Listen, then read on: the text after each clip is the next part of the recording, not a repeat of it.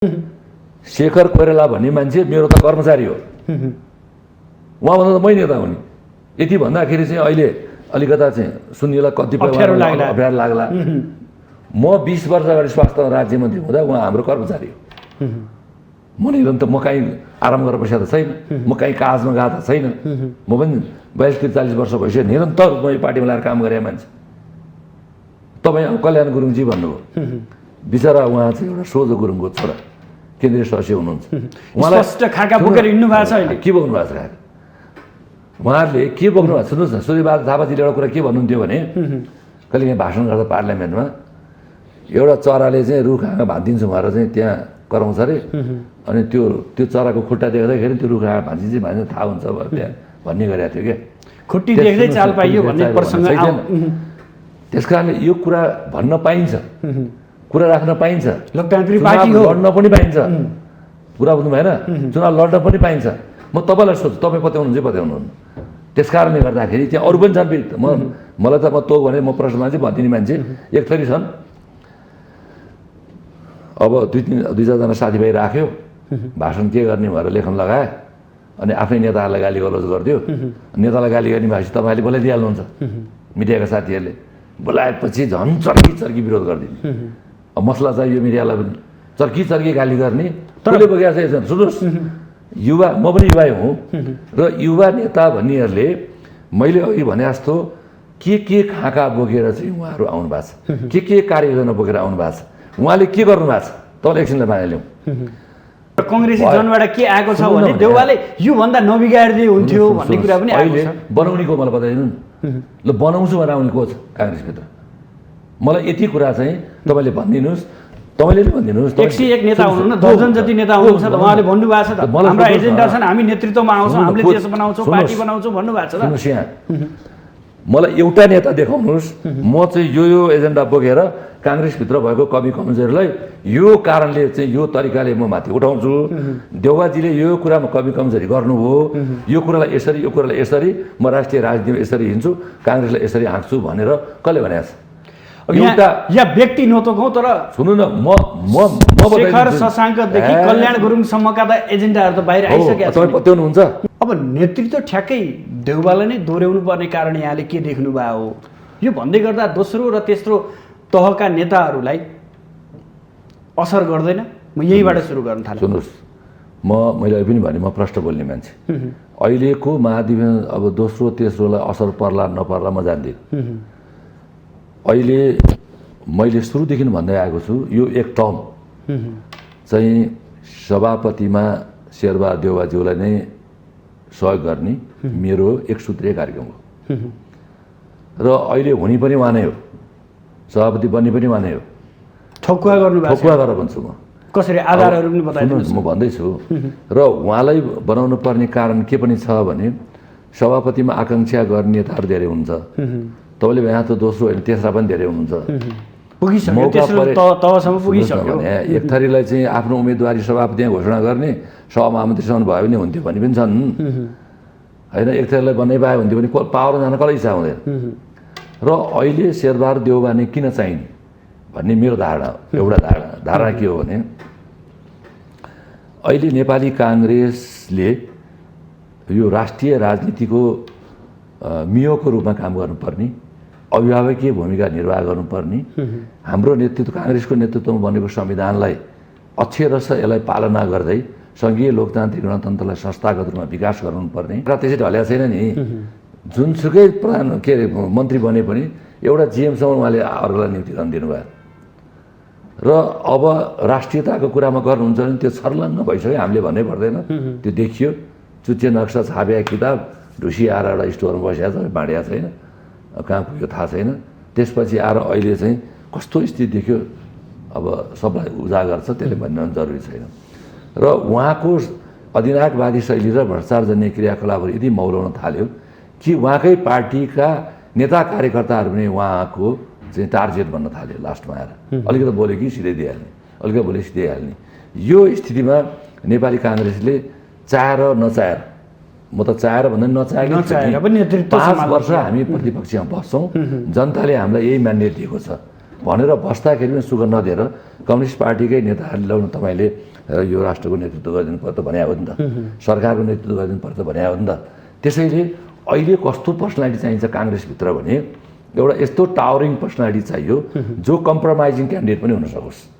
त्यसकारणले towering personality हुनका लागि उहाँले हिजो पनि 6वटा राजनीतिक दलहरू संसदमा हुने बेलामा छतिर मुन्टो फर्काएर बसियालाई एकै ठाउँमा ल्याएर उहाँले सरकार चलाउनु भएको छ। त्यो अनुभव उहाँसँग छ। सदस्यता छानबिन समितिका सदस्यमाथि हातपात भयो श्याम घिमिरेमाथि, त्यसमा दोष चाहिँ मोहन बस्नेतलाई लगाइयो, उसको निर्देशनमा उहाँमाथि हातपात गरियो रे भन्ने छ। यो पनि आज तपाईँले प्रश्न पार्नुपर्छ, वास्तविकता त्यहाँको के हो र तपाईँ निर्देशन दिएको हो कि होइन। मेरो कुरा एकदम स्पष्ट छ।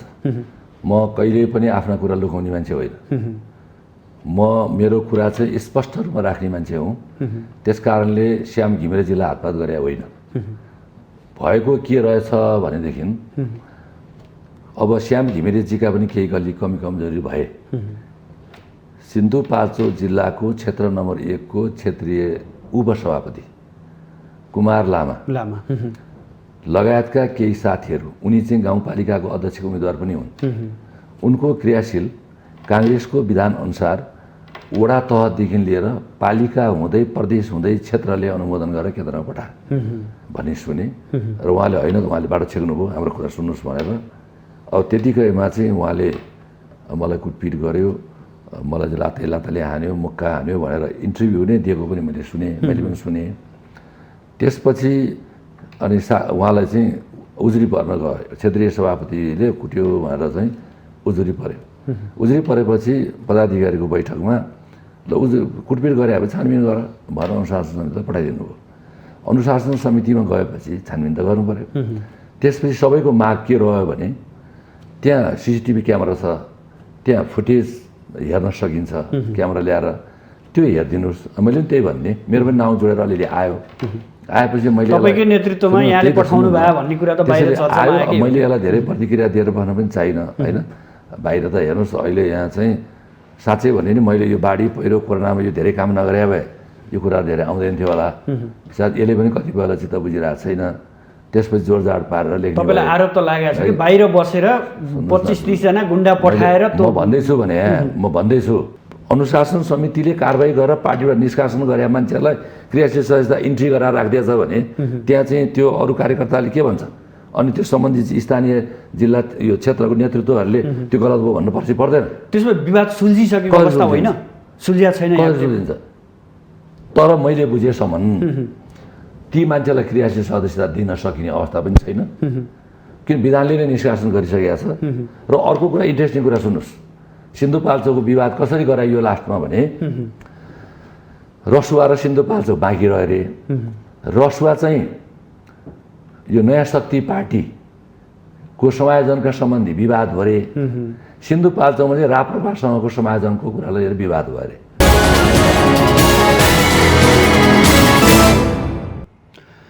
आदरणीय दर्शकबिन नमस्कार। आजको सन्दर्भ कार्यक्रममा यहाँलाई हार्दिक स्वागत छ। म सुदर्शन आचार्य। दर्शकबिन, आजको सन्दर्भमा आज हामी नेपाली कङ्ग्रेसका नेता मोहन बहादुर बस्नेतलाई स्टुडियोमा निम्ति आएका छौँ। विशेष गरी नेपाली कङ्ग्रेसको आसन्न 14औं महाधिवेशन र वडा तहको महाधिवेशनको मिति अनिश्चितकालीनका लागि सर्दै गर्दा कतै महाधिवेशन नै सर्ने त होइन भन्ने आम चासोको प्रश्न बनिरहेको अवस्था छ। हुन त संविधान त समयमै महाधिवेशन गर्नुपर्नेछ, यद्यपि क्रियाशील सदस्यता विवाद अझैसम्म नटुङ्गिएका कारण महाधिवेशनका मितिहरू पटक पटक सर्दै आइरहेको अवस्थामा पदाधिकारी तथा पूर्व पदाधिकारीको बैठकले अनिश्चित रूपमा महाधिवेशन सारेको छ, यानि कि वडा महाधिवेशन यही समयमा हुन्छ भनेर मिति तय गर्न सकिरहेको अवस्था छैन। आज हामी यो विषयलाई मूल विषयको रूपमा उठाउनेछौँ भने 14औं महाधिवेशन र यसको नेतृत्व कस्तो आउनुपर्छ र नेतृत्वको लागि देखिएका आकाङ्क्षीहरूको समग्र विश्लेषण पनि गर्ने प्रयास गर्नेछौँ। सँगसँगै वर्तमान सरकारमा सहभागी भएको नेतृत्व गरेको नेपाली कङ्ग्रेसको चुनौतीहरू के हुन सक्छन् र कोरोना महामारीका बीच कस्तो काम गरेर सरकारले लोकप्रियता कमाउनुपर्छ भन्ने विषय पनि जोड्ने प्रयास गर्नेछौँ। सर्वप्रथम उहाँलाई स्वागत गरौँ। स्वागत छ सर यहाँलाई माउन्टेन टेलिभिजन। धन्यवाद। सुरुमा महाधिवेशनकै चर्चा गरौँ। हजुर। वडा महाधिवेशनको मिति जुन साउन 12बाट गर्ने भनिएको थियो अनिश्चितकालका लागि सारिएको छ। यसले समग्र महाधिवेशनलाई प्रभाव पार्ने देखिन्छ भनेर आकलन गरिएको छ।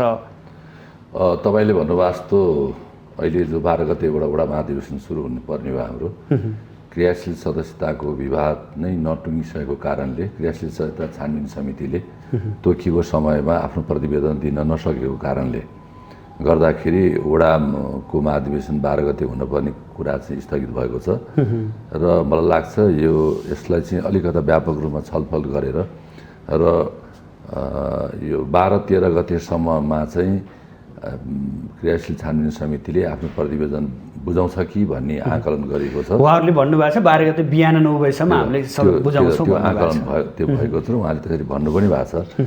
अब त्यसलाई हेर्दाखेरि 20 गतेभन्दा अगाडि वडा महाधिवेशन हुने सम्भावना चाहिँ रहेन। मलाई लाग्छ 20देखि 27-28 को बिचमा वडा महाधिवेशन सुरु हुन्छ होला। अब त्यो भएपछि अरू महाधिवेशन जुन हाम्रो चाहिँ पालिकादेखि लिएर प्रदेश हुँदै क्षेत्रमा र जिल्ला हुँदै जाने हो केन्द्रमा, अब त्यो केन्द्रीय महाधिवेशनलाई प्रभावित नगर्ने गरी त्योभन्दा अगाडिका चाहिँ यो कार्यतालिकाको मितिहरू चाहिँ के अब परिवर्तन हुने देखियो। अब यहाँले भने जस्तै साउन 20 पछि मात्रै वडा तहको महाधिवेशन हुँदै गर्दा प्रभाव पर्दैन, त्यो सकिन्छ, त्यो काम प्रभावित हुन्छ। प्रभावित भए तापनि हामीले चाहिँ सुरुदेखि नै लकडाउनको कुराले पनि जो हामीलाई टाइट हुँदै गयो त्यसमा चाहिँ बिचमा हामीलाई अलिकता चाहिँ तालिकाको समय चाहिँ अलि कम खाली हुने हुनाले एकपछि अर्को त्यसले अलिकता भार त पर्छ नै।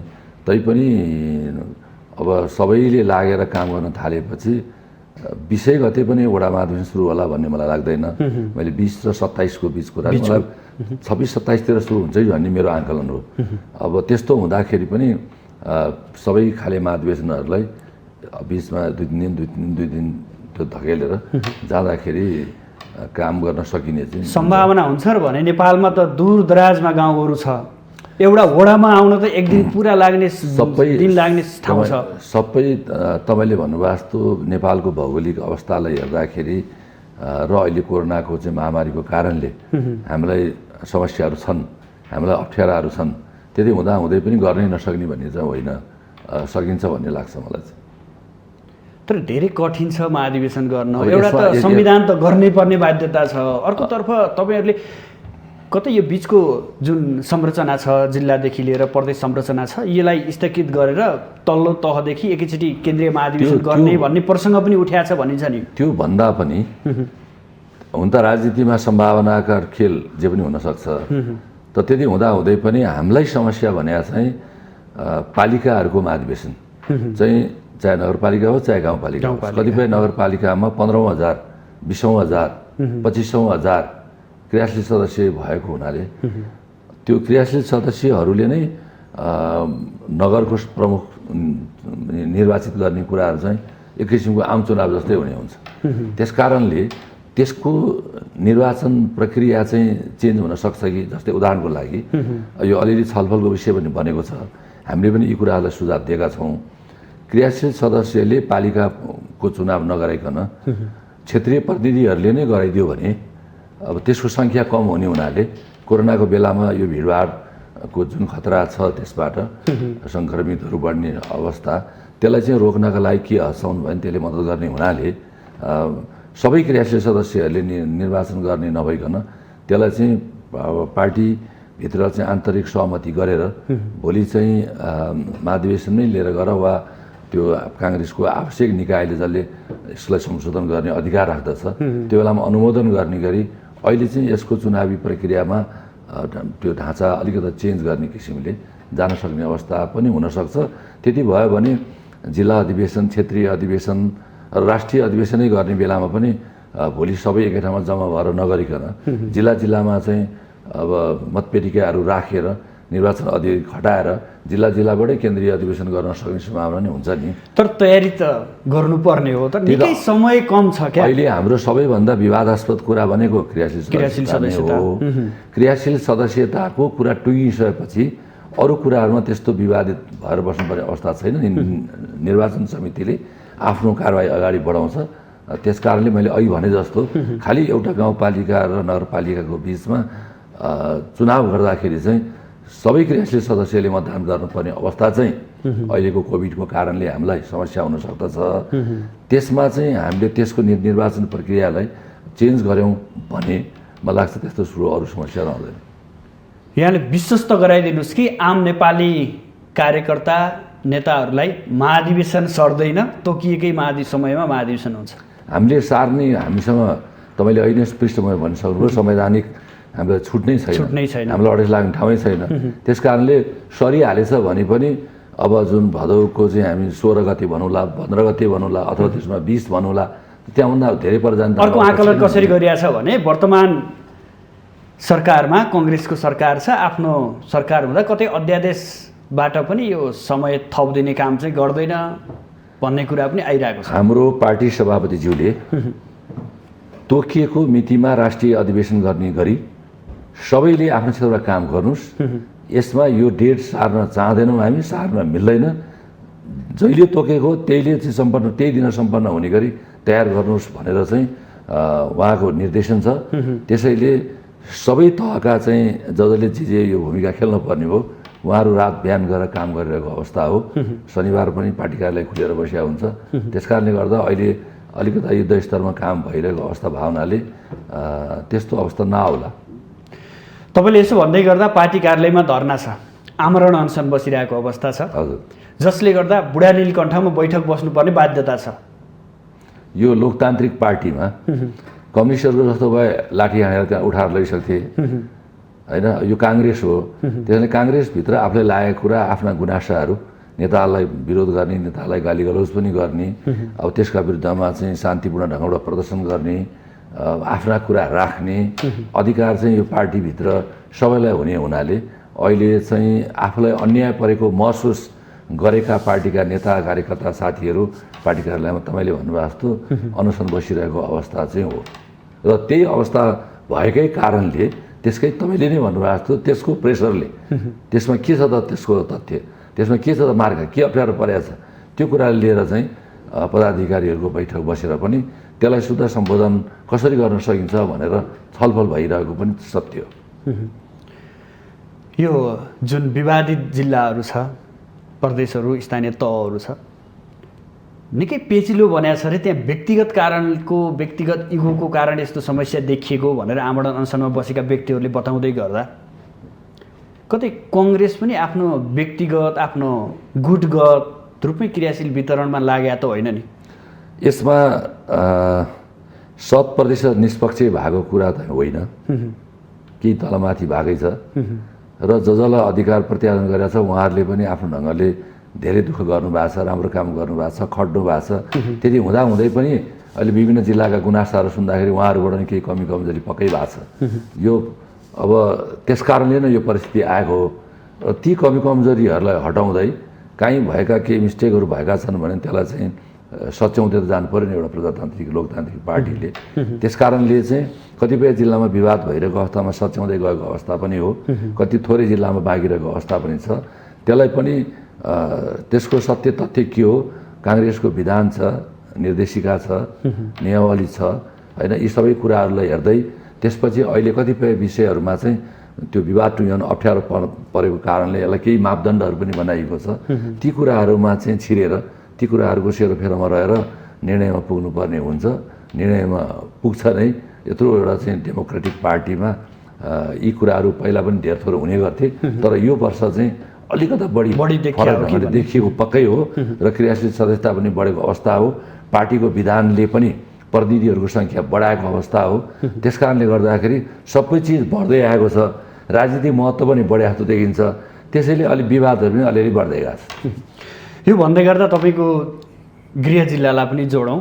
हजुर, यो क्रियाशील सदस्यता छानबिन समितिका सदस्यमाथि हातपात भयो, श्याम घिमिरेमाथि।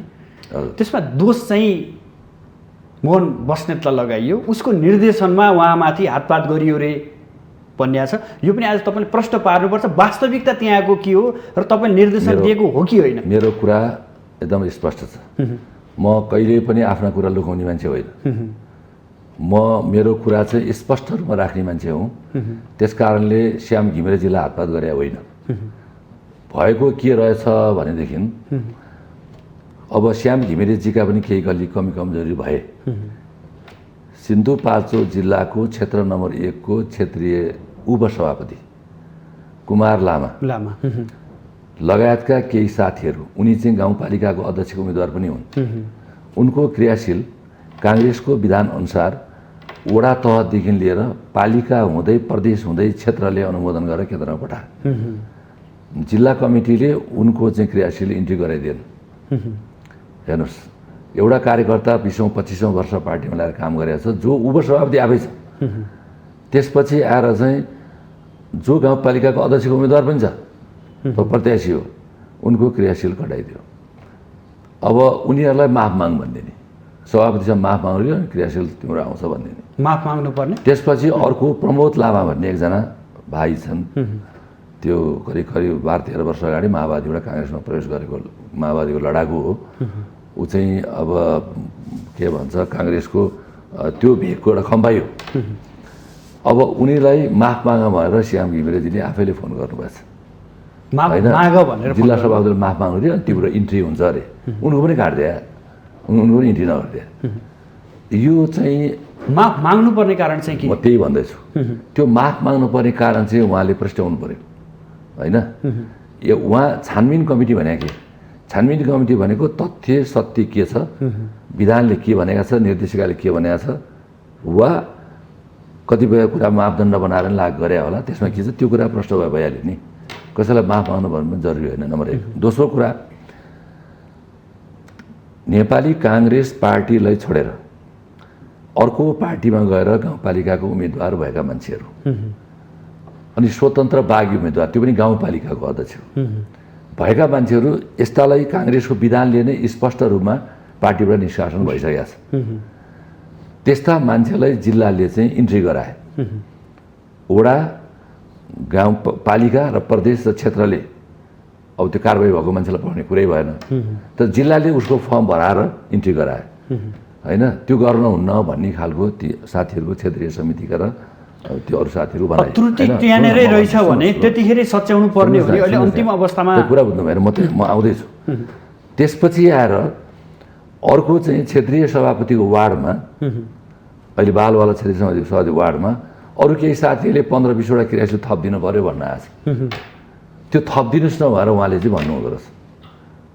त्यो त्यसैले उहाँको र चाहिँ त्यहाँ क्षेत्रीय समिति र सभापतिको निकटतम प्रतिस्पर्धीको बिचमा केही दिनदेखि त्यहाँ भएका गल्ती क्रियाकलापहरू बारेमा कुराकानी भइरहेको थियो। भइरहेपछि चाहिँ अब उहाँले चाहिँ मेरो भाइहरूमा लेखेर पठाइदिनुहोस् भनेर चाहिँ उहाँहरूलाई धेरै पटक भनिरहनु भयो। उहाँ लेखेर पठाउनु भयो, त्यसमा कारबाही केही भएन, गर्ने छाँट पनि देखिएन। र उल्टो चाहिँ अब त्यो पार्टी छोडेर अर्को पार्टीको कार्यकर्ता मात्रै होइन, युवा सङ्घको जिल्ला सदस्य भएका मान्छेहरूको पनि इन्ट्री भइरहेछ। त्यो त काट्नु पऱ्यो नि भन्दाखेरि प्रमाण ल्याऊ भन्ने। बागी उम्मेदवार उठेको कुरा त्यसै प्रमाणित भइहाल्यो नि। त्यो चाहिँ वडादेखि लिएर क्षेत्रमा लेखेर पठाएको छ, कसैको मतलब नगर्ने। ती कुराहरूको बारेमा डिबेट भइसकेपछि अनि यी सबै साथीहरू, त्यो खाले साथीहरू चाहिँ रमेश लेखकजी, हाम्रो संयोजकजीलाई भेट्न भएर अफिसमा उहाँहरू जानुभएको छ। जानु भइसकेपछि रमेश लेखकजी त निक्लिसक्नु भएको छ। उहाँ ढोका बाहिर भेटिनु भयो उहाँहरूको भनाइअनुसार। भेटिने बेलामा चाहिँ ठ्याक्कै भेट भयो। त उहाँ त सम्बन्धित मान्छे फेरि। उहाँहरूसँग कुराकानी भएपछि अब उहाँले अब अलि साथीहरूलाई कुरा सुन्न चाहनु भएन भन्ने सुने र उहाँले होइन, उहाँले बाटो छेक्नुभयो, हाम्रो कुरा सुन्नुहोस् भनेर। अब त्यतिकैमा चाहिँ उहाँले मलाई कुटपिट गर्यो, मलाई चाहिँ लाताले हान्यो, मुक्का हान्यो भनेर इन्टरभ्यू नै दिएको पनि मैले सुने, मैले पनि सुने।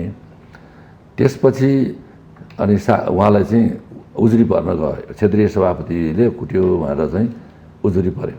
उजुरी परेपछि पदाधिकारीको बैठकमा ल कुटपिट गरे अब छानबिन गर भनेर अनुशासन समितिलाई पठाइदिनु भयो। अनुशासन समितिमा गएपछि छानबिन त गर्नु पऱ्यो।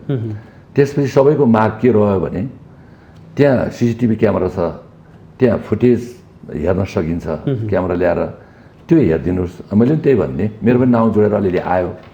आएपछि मैले तपाईँकै नेतृत्वमा यहाँले पठाउनु भयो भन्ने कुरा त बाहिर चर्चामा आयो। मैले यसलाई धेरै प्रतिक्रिया दिएर भन्न पनि चाहिनँ होइन। बाहिर त हेर्नुहोस् अहिले यहाँ चाहिँ साँच्चै भने नि मैले यो बाढी पहिरो कोरोनामा यो धेरै काम नगरे भए यो कुरा धेरै आउँदैन थियो होला। सायद यसले पनि कतिपय बेला चित्त बुझिरहेको छैन। त्यसपछि जोडजाड पारेर लेख्नु। तपाईँलाई आरोप त लागेको छ कि बाहिर बसेर 25-30 जना गुन्डा पठाएर म भन्दैछु भने म भन्दैछु मैले के भने अहिले पनि तपाईँको मिडिया मार्फत भने उजुरीकर्तालाई न्याय पाउनुपर्छ कुटपिट गरे भए। यदि हातपात गरेको भएदेखि सख्त कारबाही हुनुपर्छ मेरो पनि माग हो होइन। तर पार्टी सभापति आदरणीय शेरबहादुर देउवाज्यूलाई माग राखेर नेभी सङ्घले नारा लाउन हुने पार्टी कार्यालयमा अनि शेरबहादुर देउवाज्यूले सभापतिले उजुरिहाल्नु भएको छ। अनि यहाँ आफ्नो पार्टीको नेता छानबिन कमिटीको सदस्यलाई आफ्ना गुनासा राख्ने बित्तिकै अब चाहिँ उहाँले कुटपिटै गरे भनेर उजुर हाल्नुभयो। त्यो प्रमाणित हुनु पर्यो। प्रमाणित हुनका लागि सबैको माग चाहिँ त्यहाँ सिसिटिभी क्यामेराबाट झिकाएर फुटेज हेरियोस् भन्ने छ र निवेदनमा पनि त्यही दिएको छ। स्पष्टीकरणमा हामीले कुटपिट गरेका छैनौँ। शब्दहरूमा उहाँले पनि केही भन्नुभएको छ हामीलाई।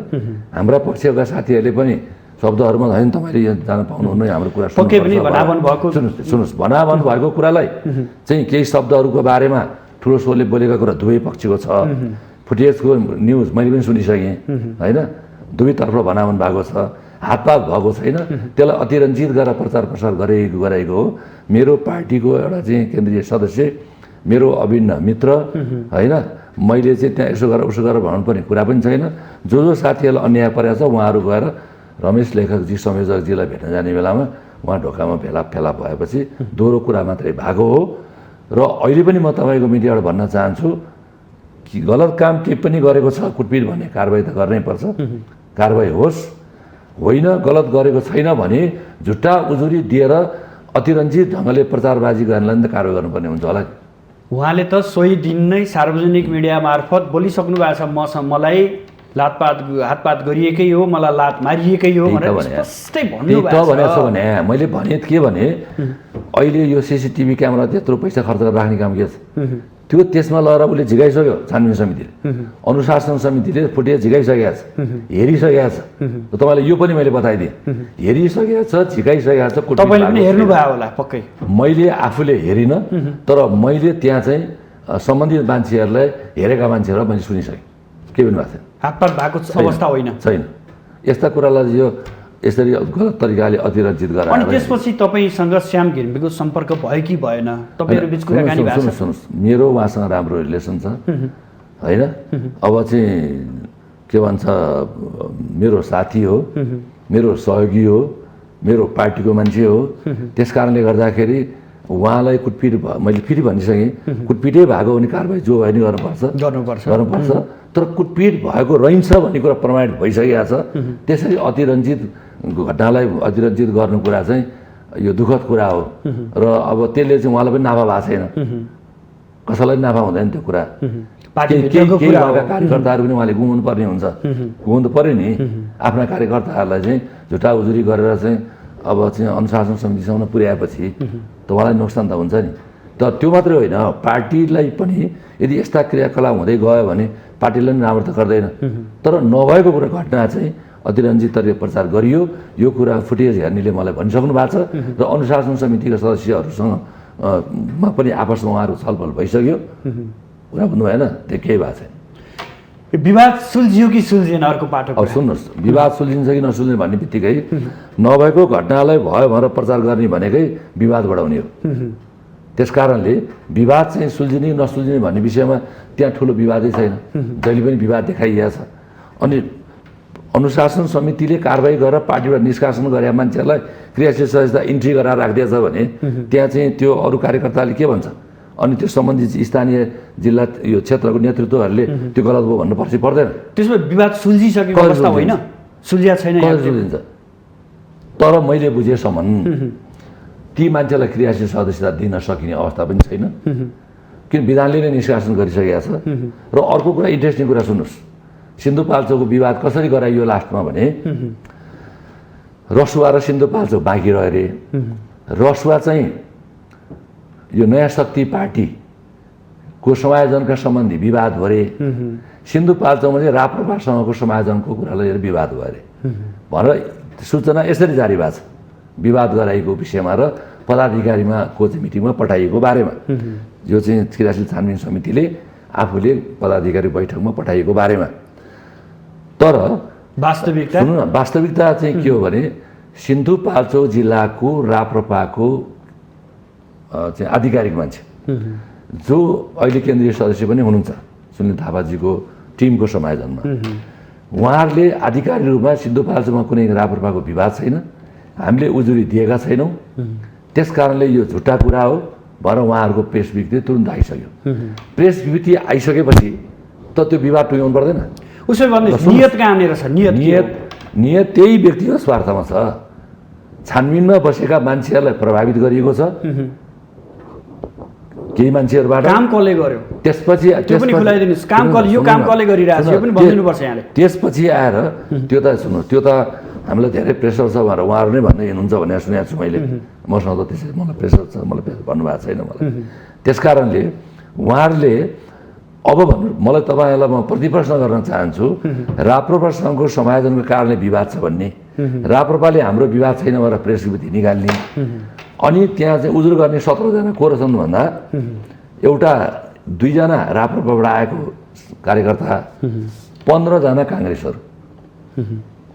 सुन्नुहोस् यहाँ, त्यो पनि फेरि त्यो 2टा राप्रपा पनि सुनिल थापाजीसँग पार्टी प्रवेशसँग गरेको होइन, उहाँहरूको टिममा गएर पार्टी प्रवेश गरेको होइन, पछि अन्त्य गएर पार्टी प्रवेश गरेका मान्छेहरू उनीहरू 2 जना र 15 जना नेपाली काङ्ग्रेसका सिन्धुपाल्चोकका नेता कार्यकर्ताहरूले पुराना कार्यकर्ता हुनु उनीहरू एकदम त्यहाँ चाहिँ पूर्व पार्टी सभापति होइन, महाधिवेशन प्रतिनिधि लगायतका नेतृत्व पङ्क्तिहरू सिग्नेचर छ। त्यो सिग्नेचर चाहिँ राप्रपाको नाउँबाट गरिएको छ भनेपछि कृत्य उजुरीसम्म गरेर यसलाई यो काम गरिएको छ भने तुरुन्त त कहाँ सुल्झिन्छ? सुल्झाउनु त पर्यो नि। अब मैले त पहिला पनि लामो समयसम्म त्यहाँ सुल्झेर बसेको थिएन। त्यसपछि जिल्लाले एउटा ठुलो भेला गरेर केन्द्रीय प्रतिनिधिले गएर एउटा भेला गराउनु भयो। त्यो भेलाले पार्टी सभापति र केन्द्रीय सदस्य बसेर टुङ्ग्याउनु हामी मान्छौँ भन्नुभयो। अनि अब म चाहिँ यहाँ बस्दिनँ भने मैले के भने सभापतिजी निकटतम प्रतिस्पर्धी सभापति जिल्ला सभापतिको 3टा साबिको क्षेत्रीय सभापति तपाईँहरू बस्नुहोस्, तपाईँलाई घर निर्णय जे गर्ने हुन्छ।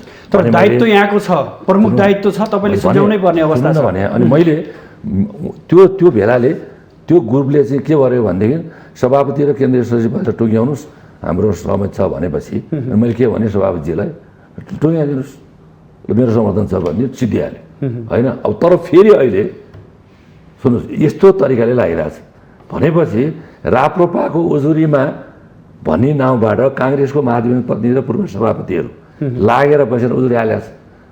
अब त्यसमा चाहिँ नेताहरूले चाहिँ यो यस्तो गर उसो गर भनेर लगाइदिएको छ। त्यो टिमसँग तपाईँ बस्नु भएको छैन? अब सुन्नुहोस्, अब श्यामजीलाई यो पनि पऱ्यो होला फेरि। अब उहाँ अहिले चाहिँ शेरबहादुर दाईसँग अब नजिककोमा काम गरिरहनु भएको छ। हिजो सुनिल दाई जस्तो बसिरहनु भएको थियो, पुरानो साथीभाइको कारणले अलिकति मलाई त्यो दबाब झेल्न पनि अब बढी समस्या बोकी, त्यो त मलाई त्यो सम्बन्धको कारणले त्यो पनि अप्ठ्यारो पर्या होला बिचरा, त्यो त म जान्दिनँ। तर कोसँग पर्यो कोसँग परेन सजिलो अप्ठ्यारा कुरा भन्दा पनि पार्टीको विधान, पार्टीको निर्देशिका, नियमावली वा चाहिँ मापदण्ड त्यसमा बसेर काम गर्ने हो भने त सिद्धिहाल्छन्। तर यसो गरी कसैलाई माफी माग भनिदिने, कसैलाई यतिवटा चाहिँ क्रियाशील थपिदिउँ है भन्ने, यो कुरा चाहिँ उहाँले विवादास्पद कुराहरू उहाँले गर्दै आउनुभएको कारणले पनि अलि उहाँसँग चाहिँ अब साथीहरूको केही भनाभन भएको हो। मैले फेरि भने कुटपिट केही नभएको कुरा फुटेज हेरिसकेका छ अनुशासन समितिले, चाँडै निर्णय आउला।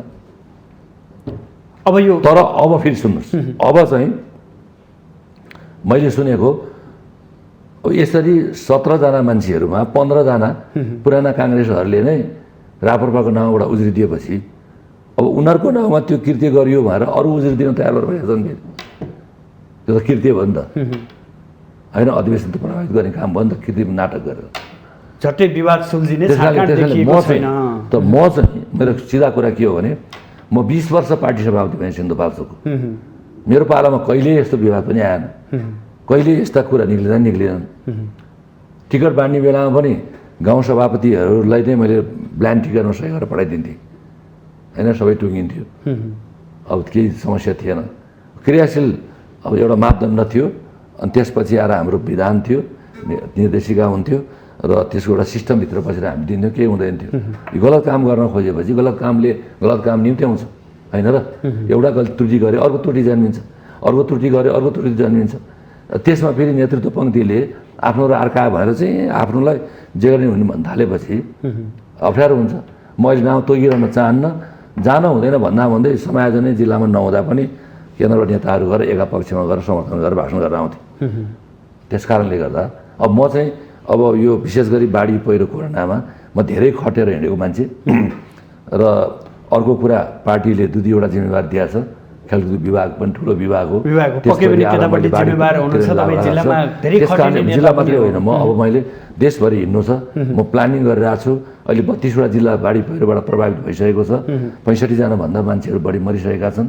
त्यस कारणले अब मैले त्यो मनोनयन पत्र हातमा परेकै दिन देशभरि 78 साल लागेपछि बाढी पहिरोमा परेर ज्यान गुमाएका परिवारलाई 25,000 दलले राहत बाँड्छु भनेर पनि त्यो बेला मैले बोलिसकेको छु। मैले अब तयार गरेको छु।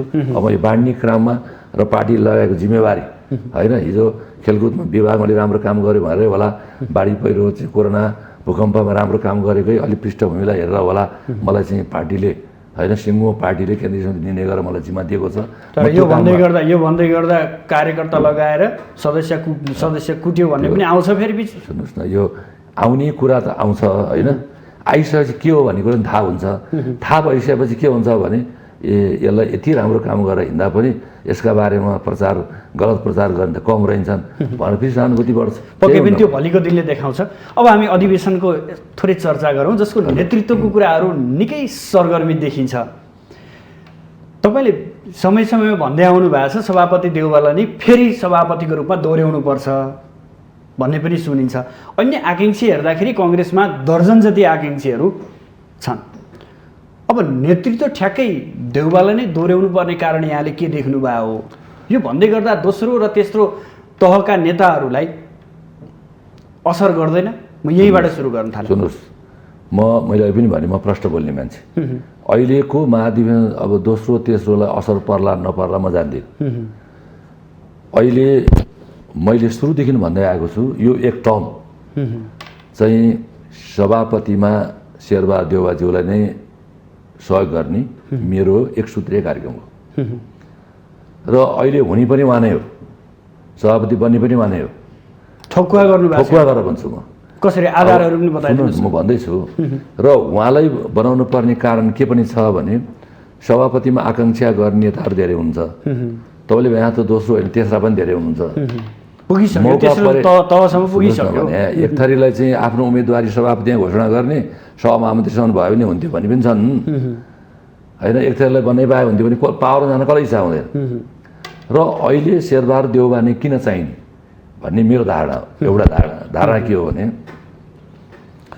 अहिले नेपाली काङ्ग्रेसले यो राष्ट्रिय राजनीतिको मियोको रूपमा काम गर्नुपर्ने, अभिभावकीय भूमिका निर्वाह गर्नुपर्ने, हाम्रो नेतृत्व काङ्ग्रेसको नेतृत्वमा बनेको संविधानलाई अक्षरश यसलाई पालना गर्दै सङ्घीय लोकतान्त्रिक गणतन्त्रलाई संस्थागत रूपमा विकास गराउनुपर्ने र विभिन्न किसिमका चाहिँ नेपालप्रति दृष्टि लगाएर जुन हेरिएका दृष्टिकोण हो नेपालका प्रति र यसका व्यवस्थाका प्रति त्यसलाई जोगाउन पर्ने दायित्व र यो दायित्व भएको बेलामा चाहिँ 2/3 नजिकको बहुमतमा रहेको नेकपा आज यस्तो धुजा भएर बसेको छ।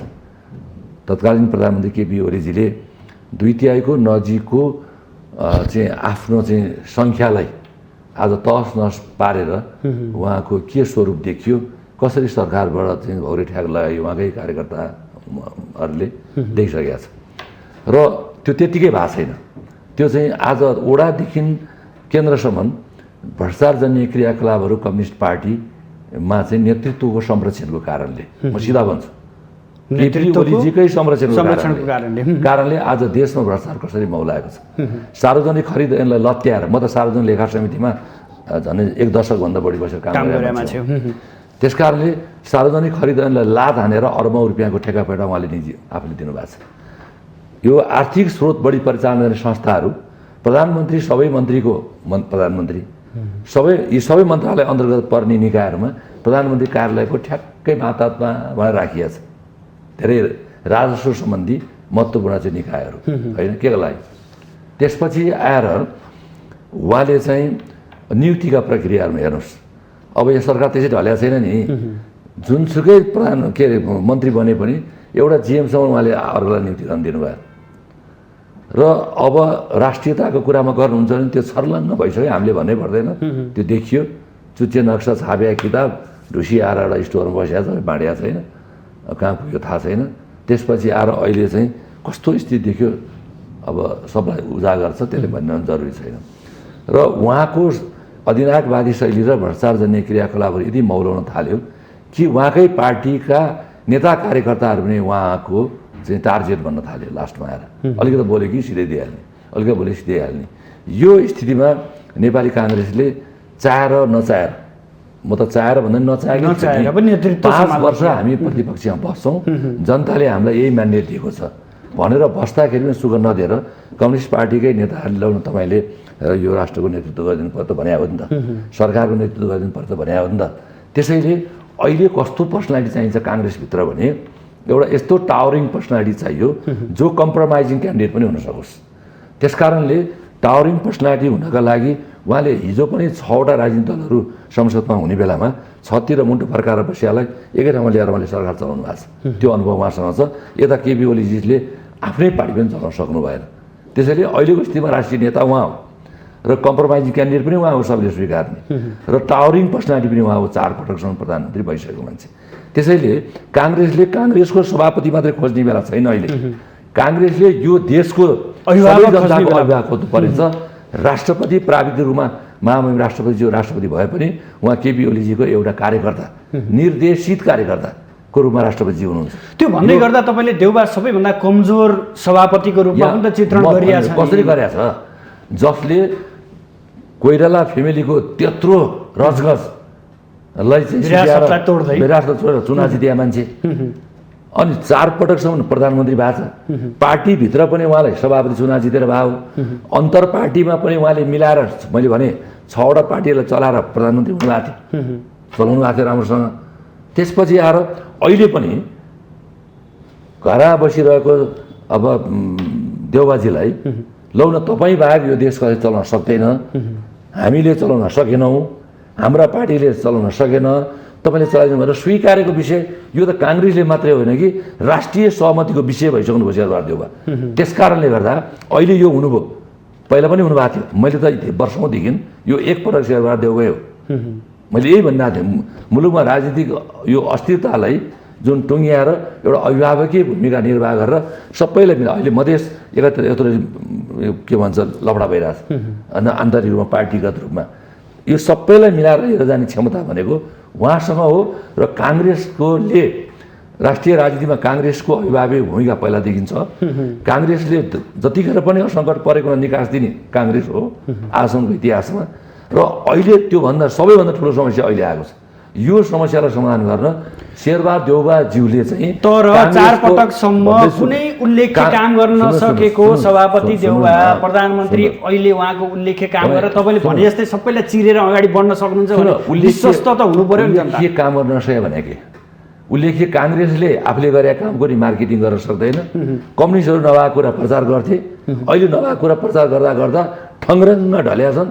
सबैले थाहा पाए कि काङ्ग्रेस कम्युनिस्ट फटाएर छन्, कम्युनिस्टले झुटा कुरा गर्दो रहेछ, कम्युनिस्टले घोषणापत्रमा झुटा कुरा लेख्दो रहेछ, कम्युनिस्टले सत्ता पाएपछि लुट्न मात्रै खोज्दो रहेछ, कम्युनिस्टले सत्ता पाएपछि खान मात्रै खोज्दो रहेछ भन्ने कुरा त अहिले झन् कम्युनिस्टलाई भोट हाल्ने लाखौँ लाख नेपाली जनताहरू अहिले कहिले चुनाव होला र काङ्ग्रेसलाई भोट हाल्नु बसिरहेको छ। त्यसकारणले सुन्नुहोस् न, शेरबहादुर देउबाजीले चाहिँ अब चलाउन सकेन भन्ने भन्दा पनि उहाँको एउटा दुईवटा चाहिँ मलाई पनि थोरै बन्न परेको कुरा चाहिँ म भनिदिन्छु आज। भन्नुहोस्। मलाई चाहिँ सोध्नुहुन्छ भने अब म जस्तो मान्छे कहिले फेरि नबिग्न पनि सक्छु यस्तो बेलामा है। म चाहिँ विधान हामीले बनाएको छौँ, सकेसम्म सहमतिबाट जाने हो।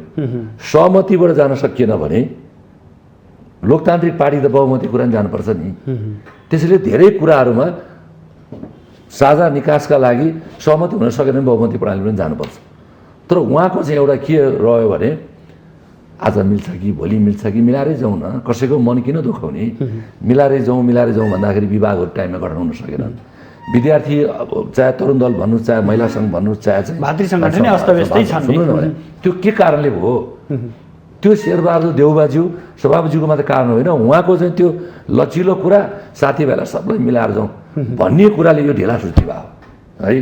त्यो एउटा पक्ष चाहिँ म चाहिँ उहाँलाई कमजोर देख्छु, तर त्यो कुरा पनि कहिलेकाहीँ यो राष्ट्रिय राजनीतिमा कहिलेकाहीँ चाहिँ यो ठुल्ठुलो निर्णय गर्ने कुरामा त्यसलाई सबैलाई एक ठाउँमा लिएर आएर र चाहिँ समान धारणा बनाउने कुरा काम लाग्दो रहेछ। र त्यो सायद त्यो कुराले पनि उहाँलाई सफलता बेला बखतमा मिलायो होला होइन। अब त्यो एउटा कुरा चाहिँ मलाई अलिकति बुझ्दैन।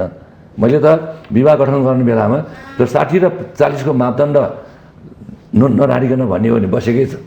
40% छोडिदिउँ, 60% बनाउँ, काम गर्न दिनुहोस्।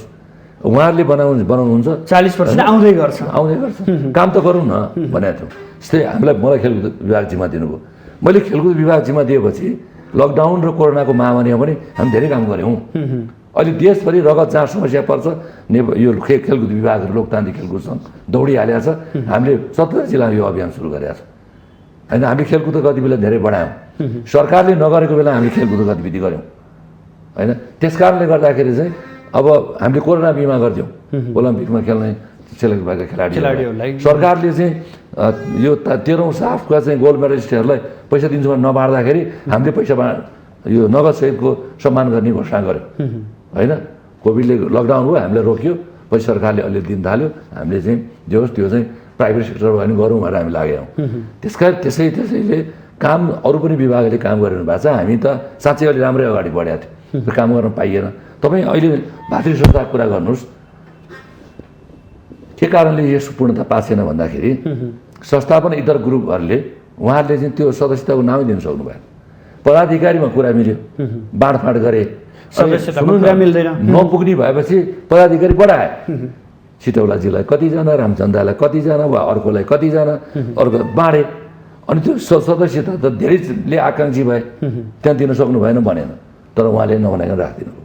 उहाँ चाहिँ त्यो एउटा चाहिँ सङ्कटको बेला कहिलेकाहीँ यो कम्प्रोमाइजिङ पर्सनालिटी चाहिँदो रहेछ, अहिले आवश्यक छ। तर यो गर्न नदिएको शेरबहादुर देउबाजीको त्यो लचिलोपनले उहाँले चाहिँ एउटा रिजिट निर्णय गर्न बहुमती निर्णय गरेर जानु भएन, तर गर्न नदिएको त उहाँहरूले हो नि। त्यस कारणले गर्दा अहिलेको अवस्थामा चाहिँ पार्टीलाई हाँक्ने मात्रै होइन, मुलुकलाई हाँक्नुपर्ने र सबै राजनीतिक दलहरूको एउटा नेता बनेर हिँड्नुपर्ने स्थिति छ। गिरिजा दाजुले हिजो सबैलाई मिलाएर हिँड्नु। मैले फेरि जोड्न चाहेँ, यो सबै कुराहरू चिरेर अगाडि बढ्न सक्ने क्षमता देउवाले राख्नुहुन्छ? तपाईँलाई यो पनि भन्छु, म अझ फेरि भन्छु, उहाँसँग च्यारिस्मेटिक लिडरसिप होइन, सबैलाई यसो गर्ने भन्ने कुरा चाहिँ नहुन सक्छ। तर अहिले अब हामी तर कङ्ग्रेसी जनबाट के आएको छ भने देउवाले योभन्दा नबिगारिदिए हुन्थ्यो भन्ने कुरा पनि अहिले बनाउनेको मलाई बताइदिनु नि। ल बनाउँछु भनेर आउने को छ काङ्ग्रेसभित्र?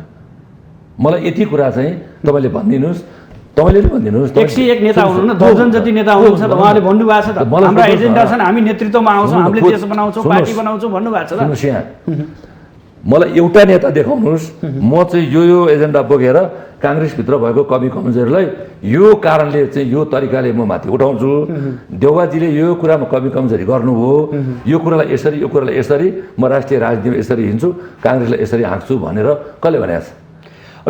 या व्यक्ति नतोकौँ, तर सुन्नु न, शेखर शशाङ्कदेखि कल्याण गुरुङसम्मका त एजेन्डाहरू त बाहिर आइसकेका छन्। तपाईँ पत्याउनुहुन्छ?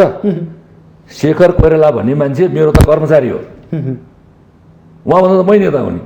यति भन्दाखेरि चाहिँ अहिले अलिकता चाहिँ सुन्नेलाई कतिपय अप्ठ्यारो लाग्ला। म 20 वर्ष अगाडि स्वास्थ्य राज्यमन्त्री हुँदा उहाँ हाम्रो कर्मचारी हो।